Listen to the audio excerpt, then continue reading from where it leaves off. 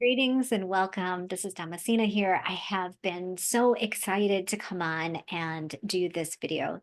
As with all of my astrological transmissions, I've really been listening deeply to what is on the agenda for this eclipse, what really wants to be spoken to.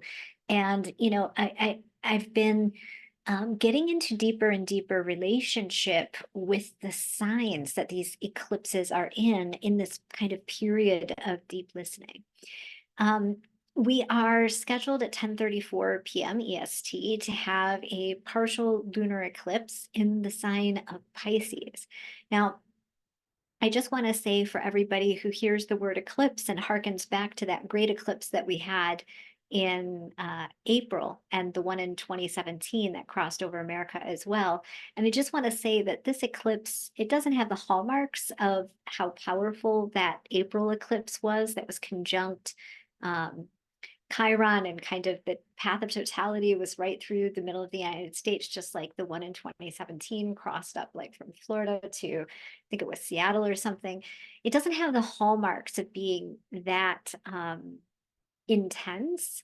However, eclipses are always cosmic edit points. They are always moments when the forces of fate supersede the forces of free will. And so they are undoubtedly, whether they are total eclipses or partial eclipses like this lunar eclipse in Pisces is, they are always moments of um, great evolutionary shift. The nodes of the moon are always laying across the astrology chart, across an axis. So that, they're in uh, one sign and the opposing sign. And wherever the nodes of the moon are, tend to be where the collective is evolving, where we will find themes of like themes of what's on the news. What are you hearing in the background? How is culture shifting? The nodes will always point us to that.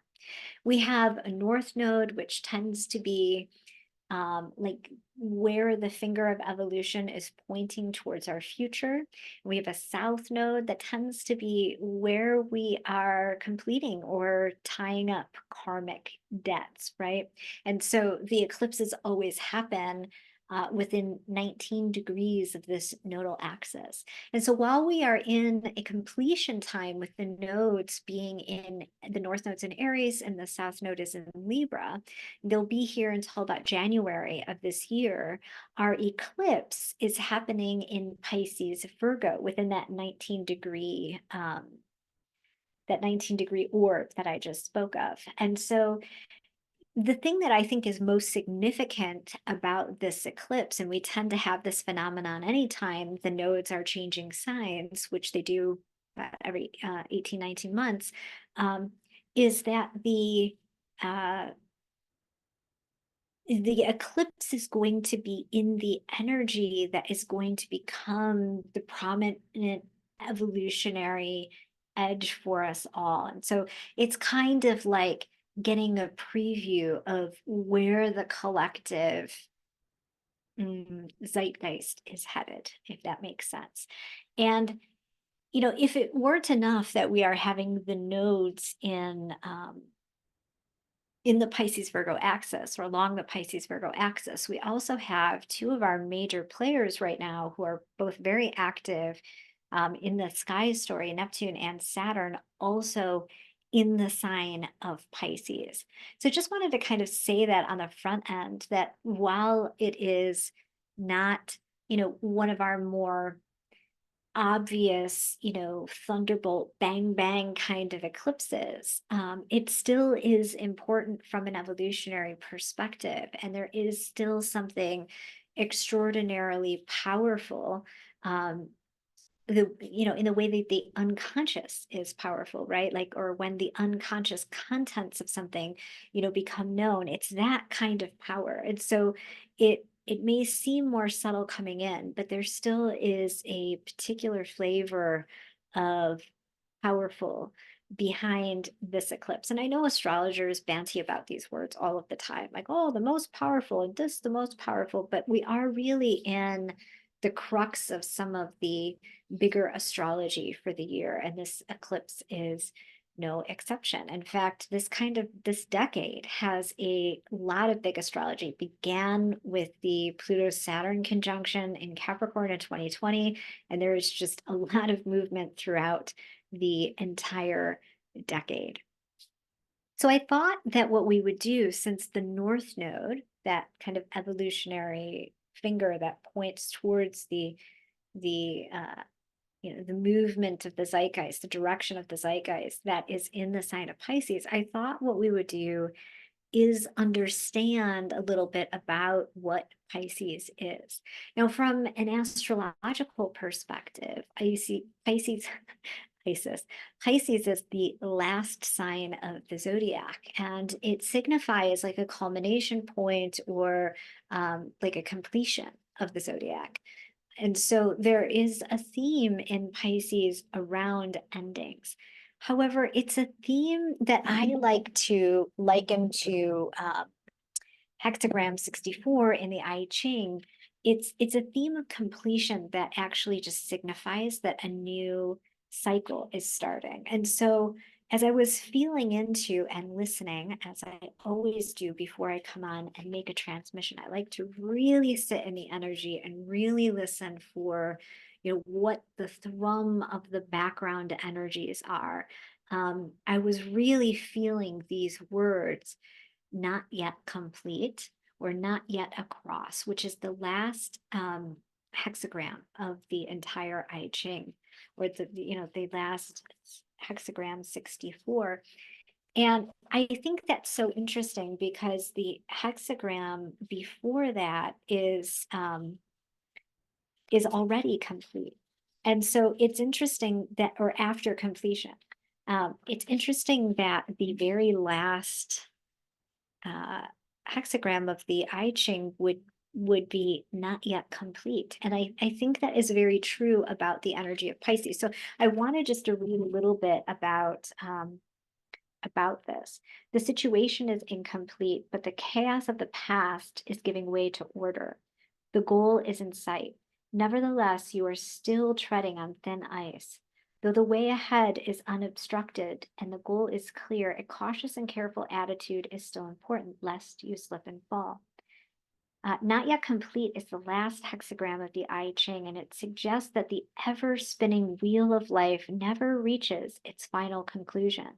Just as hidden sadness resides in the heart of true euphoria, and just as the seeds of amazing achievement can sprout from the cauldron of adversity, no end is ever really complete without a new beginning stirring inside of it. We may divide life into categories to understand and manage it, but experience itself is seamless and infinite. The Tao 64 spoke timeless wheel of change is ready to spin onward, ever evolving, ever staying the same. The situation represented by this reading can be compared to taking a lengthy trip over the mountain. At some point before reaching the peak, you can see in detail exactly how much further you have to travel. You'll have a good idea of what it will take to reach the top. However, when you do reach the peak, you will have done only that. You will have reached the top and achieved your initial goal, but you also still must descend down the other side. And that descent is, going into the unknown. And so there's something about Pisces that elicits endings. And it's almost like that cauldron or that womb-like stirring pot of the ending is there, and the grief and the digestion and acknowledgement of the loss needs to happen. But there's also this clearing or like blank canvas like excitement, that we don't know where we're headed. From an astrological perspective, I explain Pisces as like the undifferentiated all, or the liminal waters that we swam into this life with and that we swim out. There is some sense in Pisces of union. And so whether it's the end of this life and the beginning of a new life, like legitimately, the end of being at one with source and then the incarnation into a new life, it evokes a sense of both loss, sadness, grief, completion, but there's also the sense that things will go on. Because it's so undifferentiated, this space, like you can think about Pisces as being like an ocean where the sky is very cloudy and the colors match the ocean and you can't see any land. And you can't really differentiate the horizon from the water. Like this is Pisces. And I know I've spoken before about that movie Gravity, and how well they do the kind of being, just floating out in space with Sandra Bullock, in some of the opening scenes, but that like sense of really being adrift. And at the same time, because Pisces is related to the dream world and to imagination and art, and like the art that is born from deep imagination, there is a sense that there's a bereftness and anything is possible. Like we don't know what the next thing is, right? I also really love, from a very like a more practical but esoteric standpoint. If you guys have followed me, you know that I love tarot revisions by Leigh McCloskey. And the tarot, every tarot card is matched up with a sign. And for Pisces, it's the moon card. And I just wanted to read a little bit about this for our esoteric lovers.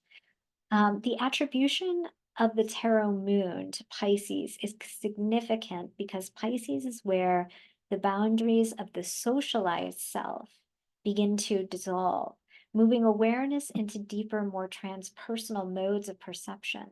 From early childhood, the training of the intellect involves learning to segregate ideas, people, things, establishing an I-thou relationship with objective reality, which is exactly what Virgo is.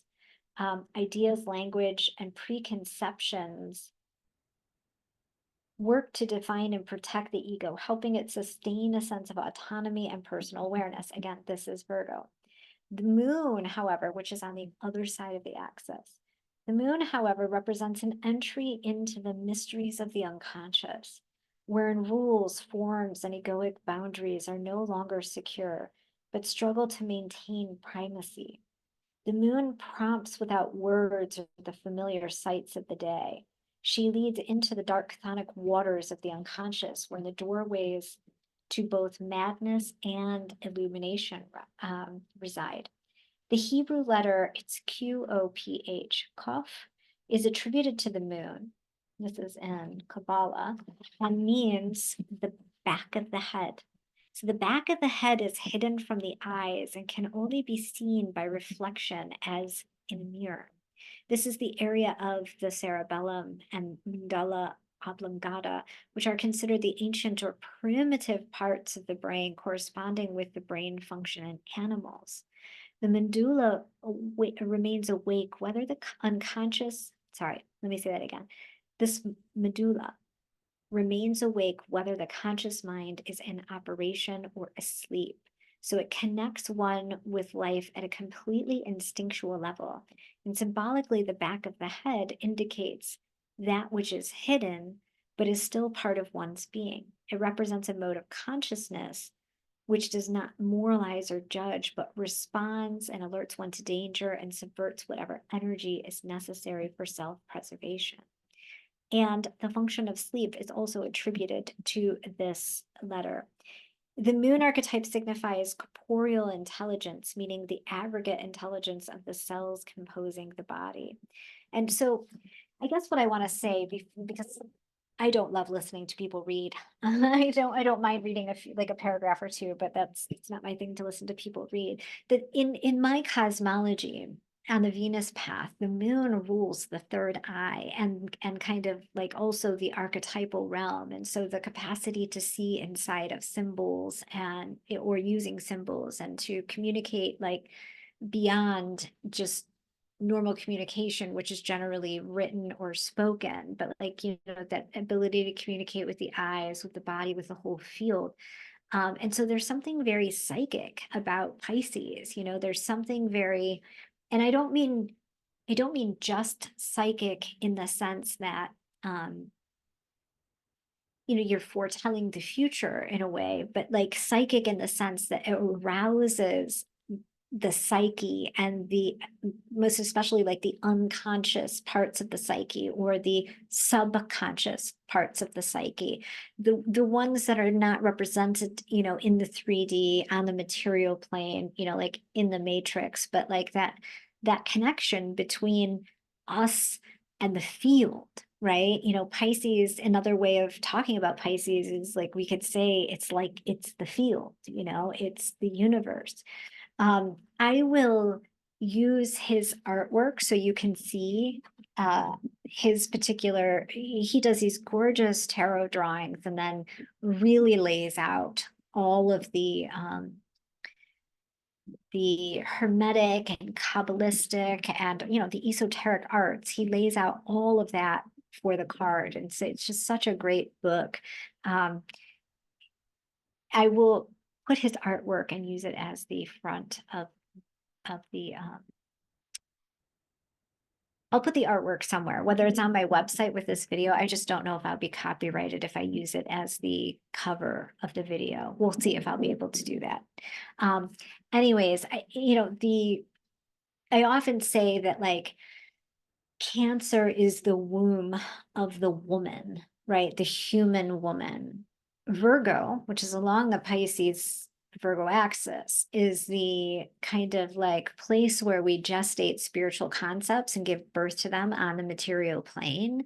And Pisces is like the universal womb, right? And you can really see that depicted inside of his drawing, how there is a woman with wings and there are serpents, but her entire bottom half is this like great womb-like with waters kind of depiction that goes into like a spiral where you can go through the gateway. It's really neat anyways. And I think it's a great essence of Pisces in the sense that, you know, there are very dreamlike qualities to his artwork. In his depiction, there are like mushrooms, there is mycelium. It really gives you a good sense of like the feel of Pisces. So, you know, staying with this theme about completion, not yet complete, right? With Pisces and this particular eclipse that's happening right now, I think there is that sense in the air. You know, I have definitely noticed that people in my field and in my community are feeling more of the dreamlike quality. There is an upliftment. You know, if you're somebody who's been like nose to nose with reality for a long time, and this Libra Aries axis and the transit of the nodes moving through there has really been, you know, Aries is the first sign. It signifies separation from that union of Pisces and the liminal all. And so it's like, you know, the place where we have that I am energy and we're embedded with our own divine spark. Whereas Libra is like, you know, how do we relate to other? How do we cooperate with people? How do we get along?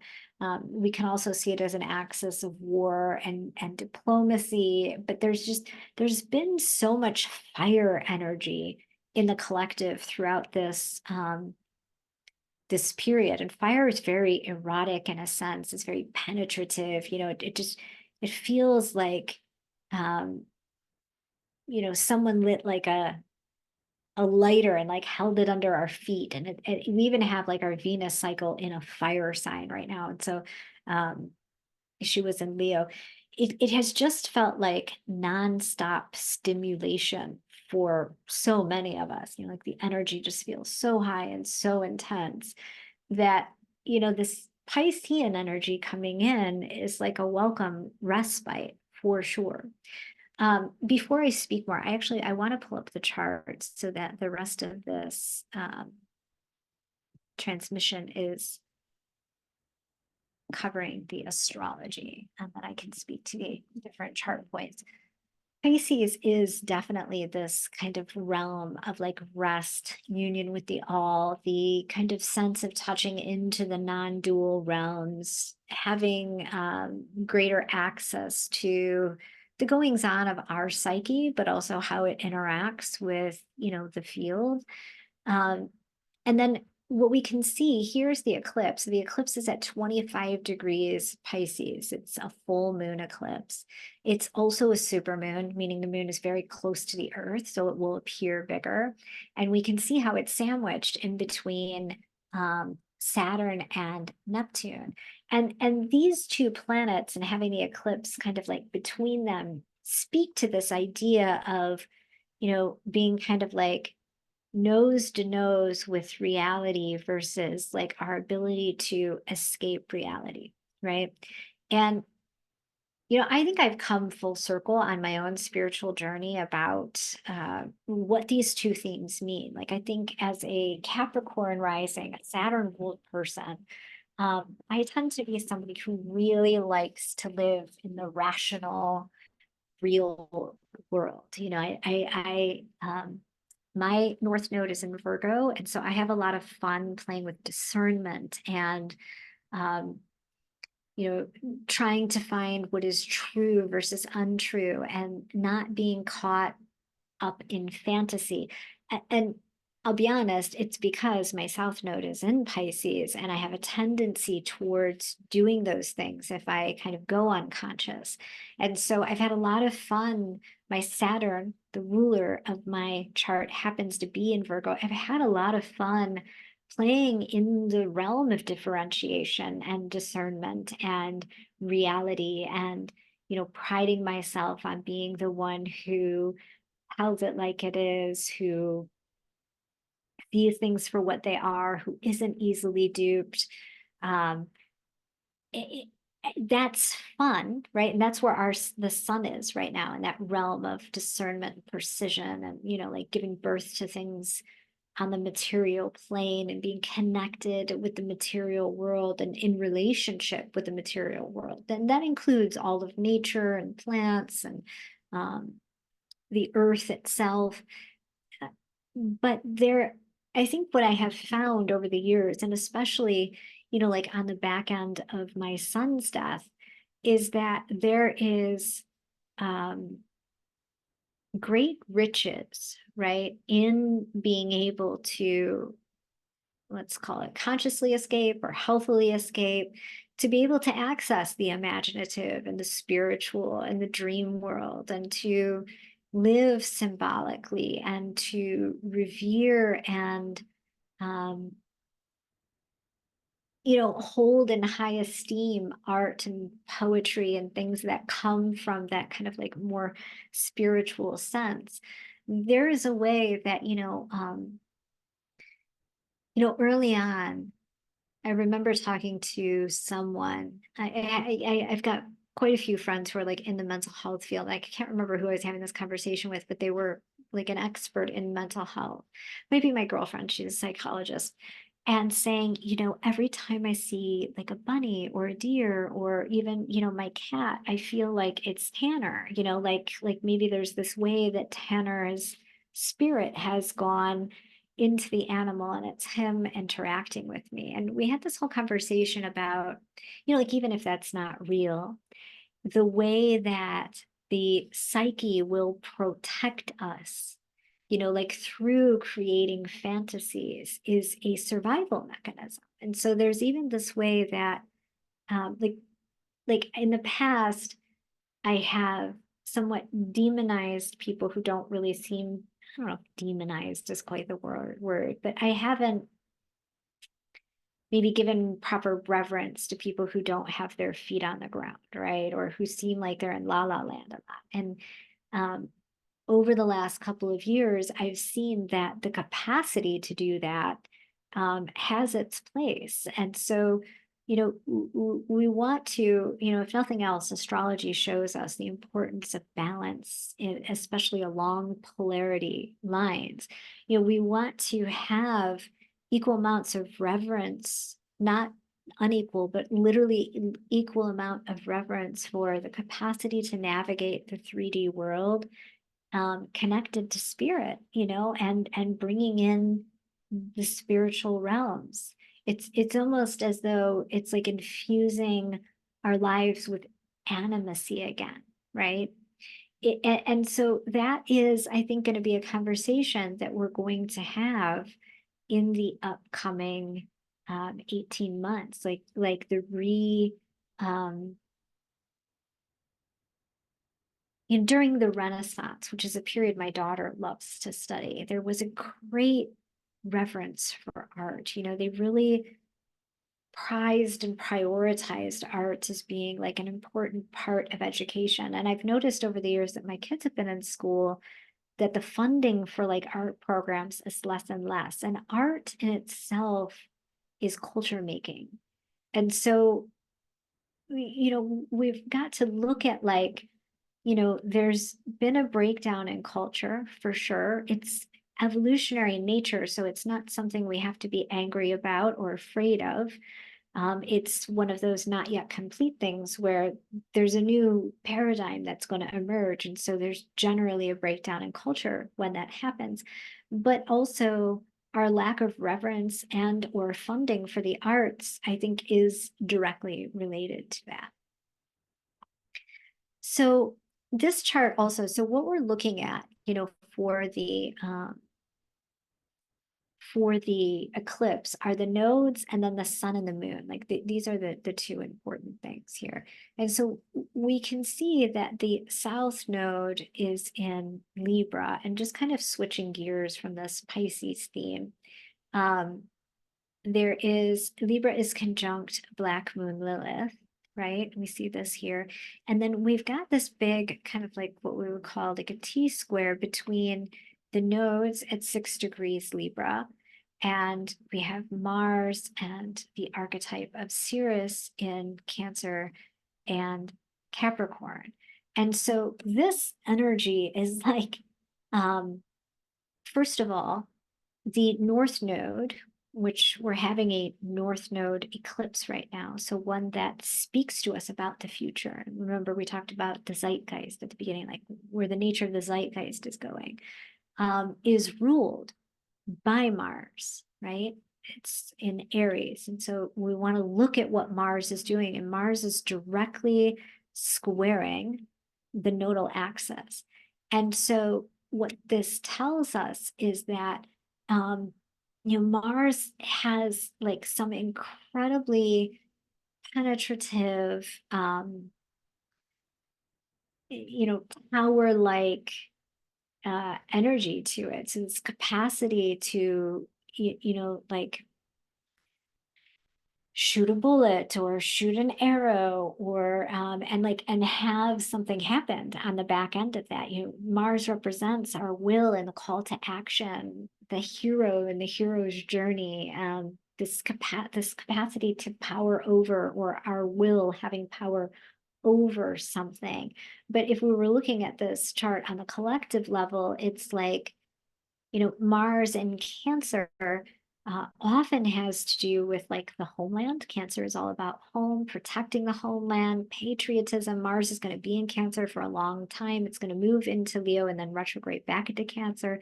And so it makes us think about, our home, domesticity, the protection of home, protection of homeland, the protection of the country, appreciation for the country. And like, where do the realities of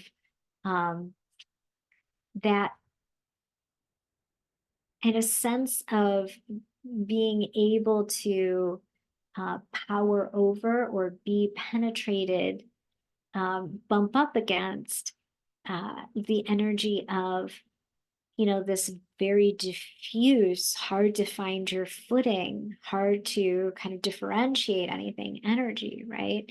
And Mars can struggle sometimes in water signs where like, the rage can get suppressed. We could be dealing with resentment, and the resentment, a lot of times pattern wise, uh, Mars allows us to give a channel to our anger, to our rage, to our ability to move through the world assertively or with our own authority. It gives us the capacity to back ourselves.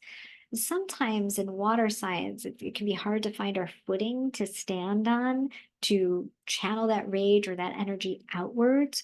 And so when it doesn't have a place to go, we don't get it out in a healthy and conscious way, it can turn inwards, right? And then that turns into like resentment. And a lot of times when you're dealing with something like resentment, it's almost like a survival mechanism to get us to stay, right? Um, it's like we can stay in a situation that isn't working for us. Somebody said to me once, resentment is any place that we have resentment in any place that we fail to make a boundary or to align ourselves with the truth of our life. And so we'll have resentment come up, and instead of being able to use Mars to get traction and put action behind our behind what's made us angry, it turns inward and starts attacking us. And then we use fantasy to stay in that situation. We tell ourselves that we are in love with the ghost of the potential there. And so we continue to project potential, which is essentially a projection of potential. It's like a fantasy, right? Onto a person or a situation, that really, if we were able to put up our boundaries and live in alignment with our truth, we may not be in that situation at all. And we wouldn't need to be utilizing fantasy to help us stay in something that wasn't aligned for us. I hope that made sense, what I was saying. But there's also, because Mars is connected to our anger, right? And Cancer deals with themes of the moon and of course like the mother archetype. um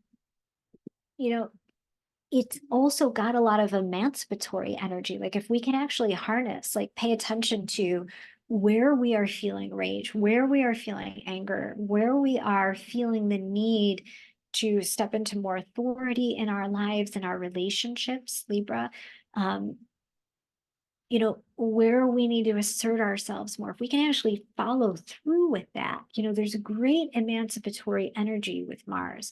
Mars has this kind of erotic, penetrative energy. And so, like, we can use that anger or that sacred no, or that, like, capacity to assert or to, use our sense of self authority to put up a boundary, to completely shift or revolutionize situations in our lives or relationships, Libra, in our lives.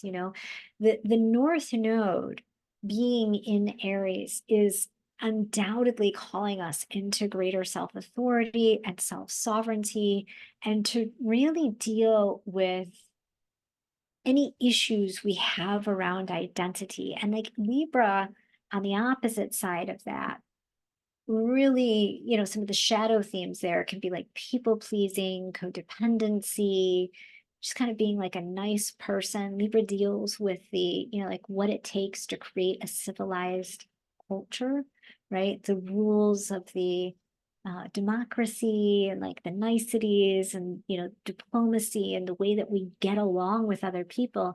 And so many of us have been raised or conditioned, and I mean, not that this is a bad thing, it's just a bad thing in excess. It's a bad thing when it becomes a part of our identity or our personality centers around it. We've been raised to get along at all costs, and that it's not nice to speak up or to go against the grain.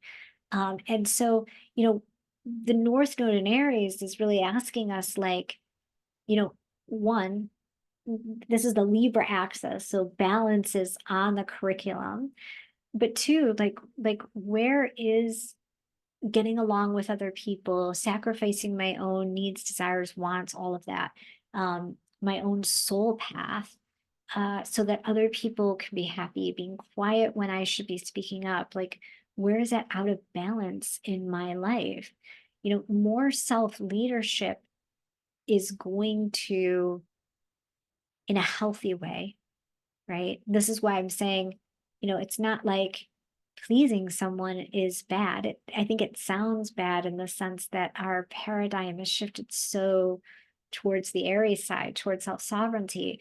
But, you know, doing something because it will make somebody else happy isn't a bad thing. It's a beautiful thing when you're doing that consciously, right? Like when it's really, I choose to do that and it doesn't diminish me in any way, right? To do that.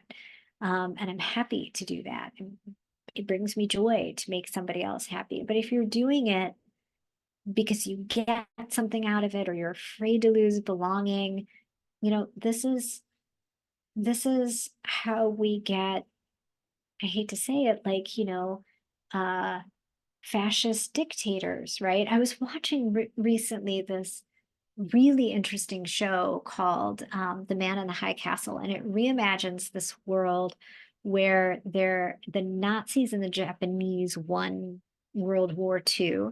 And so they are like these big empires that almost like split the rulership of the globe. And they won, the Japanese ruled the west of the United States, and the Nazis rule the east. And in the middle is this neutral zone. And, you know, whenever the TV is on the kind of like Nazi side, we can see this. It's very indicative of like the solar cults, you know, like they do community and everything is very clean and everything is very regimented and everybody has to participate in making society work. And of course, it's the 1950s, so it like harkens back to that American golden age, right? But there's also this huge surveillance state. And they have Edgar Hoover. It's a really interesting show. They have Edgar Hoover in it. Um, and then you've got uh, the Japanese side, which is less organized. You know, it's less military-like in the terms of how they run their society. Um, and like the aesthetics of it. And then the neutral zone is like chaos. It's like not clean. There's no civil services that hold up the you know, that hold up or organize the running of it. But like I got the sense, at least for my soul, that I would be happiest in the neutral zone, you know, like that my heart would have wanted to be somewhere that was free. And Libra really is about like how do we make a harmonious society? And all of those people, all I saw on the Nazi side was like this immense codependency and people pleasing to the point where it was toxic, and you know the expectations of women and men. And I've gone off on a tangent, but I really think when we are so worried about not making waves and preserving balance and harmony, that um, necessary edits don't come in, right? Like there were many points in the storyline where this where you know the plot the Nazis had could have been foiled, but because of people's allegiance, obedience, people-pleasing tendencies, the codependency, um, the idea of looking good for other people, the fear of losing belonging and social ostracism, it came in and it they weren't able to foil anything. Like they just had this perpetual power. And it was actually the Japanese side that willingly unoccupied America, right? And because it was more in line with their beliefs. Anyways, I know I just went off on a tangent, but this is the type of energy that causes paradigm shifts, you see, right? Like if we all just stayed on the Libra side and all just always tried to get along, nothing would really ever change. You know, we have to have the ability to question, to speak up, to use our voice, to self-identify. You know, like I said, you know, Aries is like, you know, in alchemy, Mars rules separation, and Aries, that 0 degree point of Aries, which is going to become very active soon with Neptune and Saturn both moving into Aries, having a conjunction in the beginning degrees of Aries over the next year. This point of like being in union with the all, which is where the north node will be. It's like they'll switch places. And also this capacity to erect oneself and penetrate the veil of illusion, to stand in self-sovereignty will need to become a skill, right? And I think what we're going to get is this, with the north node being in Pisces then. So we're having an eclipse now, which is like a preview. It'll formally move in January, and then we'll have it for the next like 18 months. So like the next 2 years, I think we're going to get a master class, or I think we have been sort of getting a master class, but it will become more apparent or obvious to more people in like that function of Oz, and like what the man behind the veil, right? That idea that reality is being projected onto a big screen for us, and that we have to have the capacity to navigate through illusion, imagination, fantasy, and into reality, and not just stop at the point in which we recognize reality, right? But actually that we take a stand for ourselves, for our sovereignty, and for our soul path, right? The courage to be able to do that, the courage to be able to initiate change, which is Aries like energy. And so you really do get the feel when you're playing with this part of the zodiac of that, like, not yet complete energy, like this old paradigm of the martyr, of the victim, of the needing a savior is dying. And I think that we will be called into greater self-responsibility, especially as Saturn comes across, the need to source things for ourselves, to not rely on different industrial complexes to do things for us. And so that is important during this eclipse. And then the other thing here is, that we've got Mars opposite Ceres. So this is like Mars in Cancer. What it will do is it will kind of irritate the emotional body, and it will do that in a way that it just sort of like stirs up, like what's in the waters, right? And Cancer, generally the waters are flowing pretty well. It's sometimes we see these water signs as like a river, for Cancer, like a standing pool of water, or a deep murky pool of water for Scorpio, and like an entire ocean for Pisces. And so we tend to think that Cancer's got access to the emotional body, but Mars will come in and irritate that a little bit. And he stirs that up in service to us being able to finally digest emotions that have been stagnant, or that we've buried, or maybe we didn't have the capacity to feel them at the time. There was no one to self-regulate with.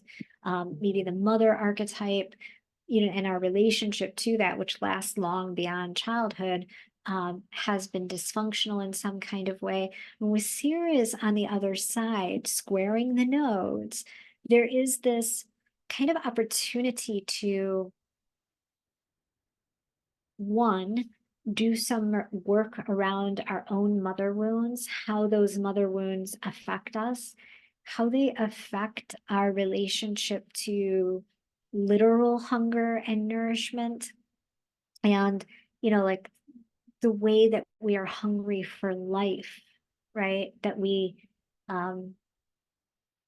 what is our relationship with our appetite for life and the erotic, and where we feel shame with Black Moon Lilith down here, squaring this, like where we feel shame about our hunger. I think as women, we spent a lot of time when we were little. I know for me, I tend this way, and I know it can look multivalent. Like there's lots of different ways that this can express itself, but like, anytime I was too much, I was told I was too much. Anytime I really desired something, I was kind of made fun of, like, look at how excited she is, like she's so silly. Anytime my actual appetite was like ravenous, and I was enjoying a big plate of food, I was warned about, like what that might do to my weight. And so, women have a lot of shame around, or a dysfunctional relationship to our appetites, both with food being like a map for this, and with our appetite for experience, with our appetite to live fully, to express fully. Venus and Leo cycle, to really um, have a big life and a big presence. I mean, I talk to so many women, and this is evidenced in their chart, but like so many people that I talk to know they are here for a big purpose, that this is a big incarnation for them, and they're here to step up, or they're here to serve, they're here to use their voice, and they literally don't know how, and a lot of that has to do with shame. Eros is a current of energy, right? And when I say Eros, I mean like erotic life force. So it's a current of energy, and it kind of needs to have this ability to flow freely. And shame to me always feels like these blocks of that block the flow of the energy. And so like Eros, this is very related to like Kundalini theory, like Eros will start to arise, and then, there's a block, or a chakra is, not balanced or something like that. And the block um, prevents the Eros from being fully circulated and then acted upon. And not only do we not get to use that Eros, but it curdles inside of us. I told a story the other day. I want to just talk about this action uh, to my class about last April, feeling all this erotic energy come online, um, both sexual and like hunger for life. I've been in this grief state for a long time. I felt like dancing and being sensual and dressing different, and, going to get my hair done, things that I haven't wanted to do for a long time, dating, all of that. And it was so kind of like uncomfortable to me. And unconsciously, what I did, and I didn't see this in real time, was I had three like stressful events happen. And I told myself, like just how impractical I'm being, how I still have lots of stuff that I need to deal with, which means I'm not ready for dating or for living or for all of those other things. And I killed my own hunger for life, and then the next thing that happened was I was having all this nerve pain in my back, and my back was like seized up like this, and my shoulders were seized up. And it's a perfect example of how arrows that cannot be circulated and acted upon can like curdle in the body and cause physical pain or psychological pain. And so, we're really being called to look at the places where Sirius, Demeter here in Capricorn, it Capricorn rules like, for one, like community and how we affect the community, how we are leaders in the community. And then Sirius rules like agriculture, nourishment, hunger, food, appetite, all of those things, along with that mother principle. And then we've got Mars in the sign of the mother. And then we've got Black Moon Lilith here squaring that, which is conjunct this nodal axis. And so what it's kind of saying is like there's a bigger evolutionary story here. Women need to come in contact with their hunger. They need to liberate those appetites, not view those appetites as bad. I mean, we have had decades of, needing to be thin and having, our relationships with food shamed, having our bodies shamed. And so, we need to have a liberation from those energies, not just because the collective needs it. And we need women leaders who have broken out of that spell, of that glamour magic spell, but and just are fully embodied in the body and the looks and the, like their relationship with their hunger and their appetites is healthy. But we need to deal with the shame of that, the residue of that, so that we don't pass it on to further generations. Another thing that Capricorn stands for is like that idea that what we do now, right, affects 7 generations from us. And one of the things that we've lost that I'd love to start seeing revived is the thought with like more than the end in mind, right? Like that we actually are making choices and decisions that um, kind of lay a foundation or groundwork for our children. Like that idea of being a good ancestor can fit into Capricorn. So there's so much with this chart. We also have Pluto trining Uranus, and then in the middle or the apex of that, creating like a minor grand trine. So this is a trine. See the big blue line here between these two, and it's connected with 2 sextiles. And so these are our transpersonal planets, Pluto, Neptune, Uranus. And this is going to be active for years. And so the other thing it's telling us is that people's subconscious, unconscious, or maybe another way of saying it is just like all the layers of consciousness right now are activated and turned on. And we don't have another outer planet configuration like this. This is what's important. I want you to get this. So it's most of the decade where like these planets are somehow interacting with each other, right? They go in and out of aspect as they move. We don't have another outer planet connection with these 3 again until well into 2100s. So for another 100 years. And so this is big. I mean, this means that people, the back of the brain or the back of the head, like we talked about at the top of the video, it's turned on. People are being affected in the transpersonal areas of their lives, which is like, the subterranean layer and like, the unconscious and the subconscious. And like, there's so many layers of activation right now. And one of the things that comes up for me when we discuss that is really like how much permission that makes me want to give other people, because these are layers of consciousness that aren't overt. They're subtle, they're nuanced. Sometimes they are untouchable. We don't know the answer to why we feel so activated or upset, or like why something's happening, because it's in these less overt areas of our field, right? And we are all being touched and activated by these energies. And so what I think of is like, this capacity or this practice of widening our capacity to let people just be a little bit nuts, like letting people draw outside the lines a little bit, maybe consciously, like wherein we sort of know that we're outside the lines or outside the boundaries. And this is Piscean energy in a sense, right? Like that kind of like getting out beyond the boundaries of stuff. It can even be a little bit related to Saturn, who kind of rules the threshold between the known and the unknown, or the boundaries of something.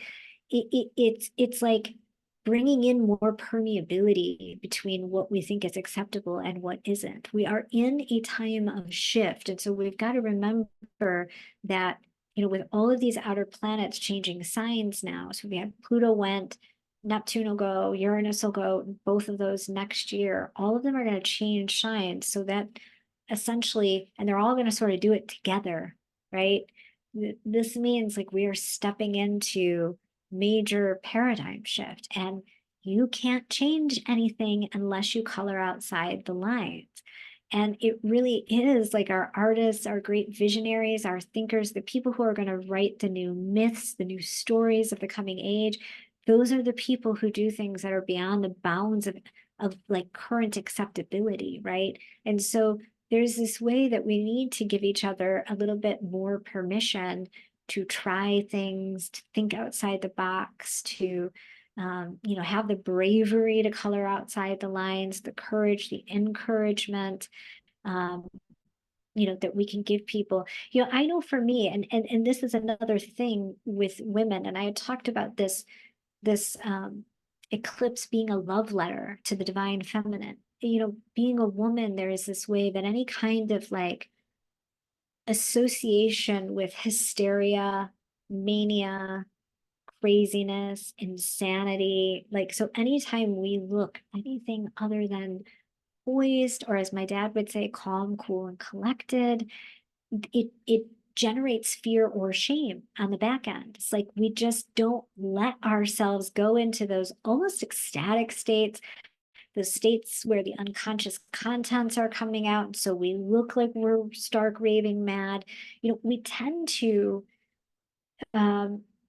if we're conscious, and most of us are, clamp down on those. Like anytime I'm going to look out of control, I don't want to do that because there's a fear that I'll be locked up, be put in asylum, I'll be stoned to death. The epigenetic memory is real, right? And so, even giving ourselves more permission to have some of those bigger cathartic releases, like I don't care if I look nuts. Maybe I won't do it in the middle of the supermarket, but I'll make space for myself to be able to feel a little unhinged, to feel like the hinges are coming off. We've got to give ourselves that permission because the hinges really are coming off in a sense from an evolutionary perspective. And if we're going to shame ourselves out of riding the evolutionary current, we won't be on the front of the bus, so to speak. We won't end up being the leaders. So we kind of got to let ourselves go there and harvest the knowledge or the wisdom that comes from being in those states and giving ourselves permission and approval to have some of that like insanity or that nutsness, without being called harmful, like just in general, more permission to be human and have all the varying states of humanity. I think one of the other things I was thinking as I was writing and looking at this about the eclipse and that love letter to the divine feminine thing is that like there's also this bridge, in looking at this, like the mother archetype and the erotic archetype, whereas over the past, I've been a mother for 30 years. My youngest child is 13, my oldest is 30. And when I had my first two kids who were closer in age, that was still during the age of Dr. Spock. We still, like, parents let their children cry it out. In fact, that was like encouraged, sleep training, all types of like stuff that seems totally barbaric now, right? And then and parents had lives, like I had a whole life and there was no shame for me having a whole life. My parents had whole lives, like they did their own thing. They didn't worry about me. They left me with a sitter all the time. They each had something they were into, then they went out and did stuff together. That was the kind of like older paradigm. And then when I had my second kids, which I had close together, 13 and 16, that was right as like attachment parenting was becoming more popular. I think it was 2005 when we first started talking about postpartum depression. And so, like that was even new. The fact that there was even something like that wasn't really part of the national conversation. So we're in this like whole new wave of parenting. And what I'm watching is the expectations of mothers and the archetype of mothers is getting more and more crystallized and ridiculous in terms of its expectation of perfection. Mothers are now expected to sacrifice everything. And while, like, yes and no, right? Like, am I supposed to not be a person for the 18 years or 30 years or whatever it is that my kids need me? Like a lot of women I've watched buy into this all sacrificing, all nurturing, all loving, all nourishing kind of archetype. And whether you have kids or not, you can't escape it. It's in the zeitgeist. And so if you're of a certain age and you're expected to carry yourself with this kind of like empressy, mothery type of energy, like you've got shit together, you know what you're doing. And at the same time, you're all loving and nurturing while you do it.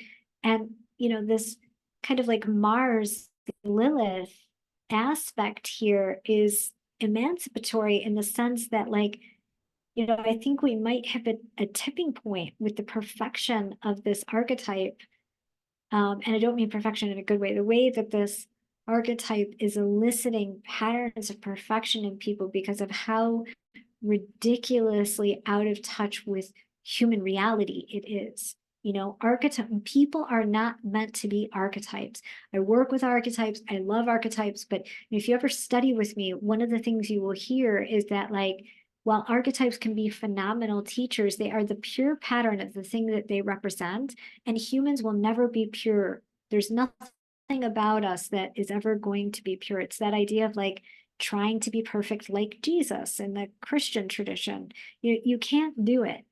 And so to hold yourself to a standard that you can is ridiculous, you know, and so there's this freedom from that available in this chart. And then, you know, the upcoming years, like to just allow ourselves to bring our arrows back online, to give ourselves more permission to be messy, to be human, to feel our rage, to color outside the lines, to have chthonic states, to be a little crazy, you know, like we need to free ourselves from the shackles of this archetypal over identification with this sort of like women are, the mother is all nourishing. We need to free our own mothers from that. Like, I know that healing the mother wound is a really big topic right now. And yes, it is important. So many of us had mothers that did not meet the ideal, right? Or they were only just good enough, or they weren't even good enough, you know? And so while that's important for some of us on our path, I mean, I'm adopted, so certainly there's stuff there. It's our own. And we need to free our mothers from responsibility for having not been perfect. And I'm not talking about, again, harmful, toxic mothers. There are times that we have to cut our mothers off, or, you know, I don't know, it's a touchy subject. There are times mothers have been abusive, you know, so not talking about these mothers, but, you know, for a lot of us who just had moms that made mistakes, we all make mistakes, right? And so we need to let our own mothers off the hook, in the sense that, you know, one of the things that has been studied recently is that, like, children really only need a good enough mother. The perfect mother can actually damage, right? Like, they need to be able to see our humanness, our messiness, our mistakes. They need to see us mess up, and they need to see how we solve those problems, how we approach dealing with those issues. And if you've got a mother that's perfect and just always nurturing and loving, you know, there's some development that doesn't happen with the children. So, you know, this is another way in which there's this like emancipatory energy here available in places that we might shame ourselves as parents, as women. There's ways we may not even realize that we identify with the mother archetype, but we actually do, or we actually are trying to embody it, whether we have kids or not. You know, it's literally built into like the stages of being a woman, maiden, mother, crone, you know. So you still go through a mother phase, whether or not you actually have children. And like, you know, how are you relating to that? Is it healthy? Are you in a healthy relationship with that? Or are there threads of perfectionism here that you can liberate yourself from through letting go of shame and actually feeling rage, right? Okay, so I have kind of talked a long time, and this chart and the territory that we're moving into astrologically is intense and it is big. And so I plan to come on again and talk about some of the aspects that I didn't cover today. We'd be on for hours if I just went through the whole chart and everything that's really important. I think I left you with the nuggets that are important. You may even have to watch this in two in two sections, just because I did go on quite a bit. But I'm glad we got a chance to check in. I think all of this is important information in terms of, you know, where we're going as a collective, and, you know, like how it can affect us on the personal. So thanks for tuning in with me. I appreciate your time, your love, your energy. I always appreciate your comments and your feedback. And I'll be with you again soon. All right, thanks.